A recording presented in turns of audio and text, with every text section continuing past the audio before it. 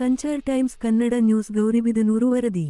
Padma Bhushan doctor ಎಚ್.ಎನ್. ನರಸಿಂಹಯ್ಯನವರ ಶತಮಾನೋತ್ಸವ ಪ್ರಯುಕ್ತ ಬೆಂಗಳೂರಿನಿಂದ ಗೌರಿಬಿದನೂರು ತಾಲೂಕಿನ ಹೊಸೂರಿನವರೆಗೂ ಕಾಲ್ನಡಿಗೆ ಮುಖಾಂತರ ಬಂದ ಹಿರಿಯ ವಿದ್ಯಾರ್ಥಿಗಳಿಗೆ ಸ್ವಾಗತಿಸಿ ಡಾಕ್ಟರ್ ಕೆ. ಕೆಂಪರಾಜ್ರವರ ಅಭಿಮಾನಿಗಳು ಪಾನಕ, ಮಜ್ಜಿಗೆ, ಹೆಸರುಬೇಳೆ ಮತ್ತು ಕಬ್ಬಿನ ಹಾಲನ್ನು ವಿತರಿಸಿದರು.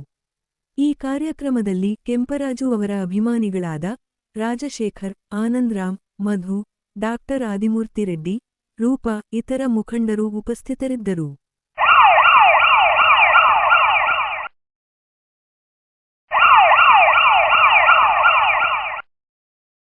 ನಮ್ಮ ಹುಟ್ಟೂರಿನ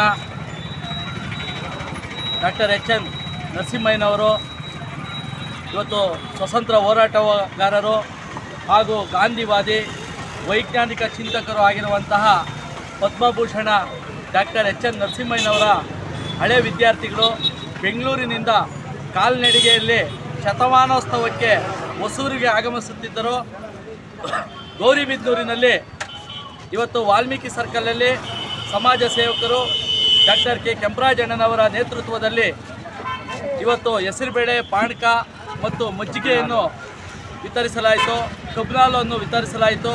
ಹಾಗೂ ಮುದಿಗೆರೆ ಗ್ರಾಮ ಪಂಚಾಯಿತಿಯಲ್ಲಿ ಎಳ್ನೀರು ವಿತರಿಸಬೇಕು ಅಂತೇಳಿ ಮಧ್ಯಾಹ್ನ 3 ಗಂಟೆ ಬರ್ತಾರೆ ಅಂತೇಳಿ ನಾವೆಲ್ಲ ರೆಡಿಯಾಗಿದ್ವಿ.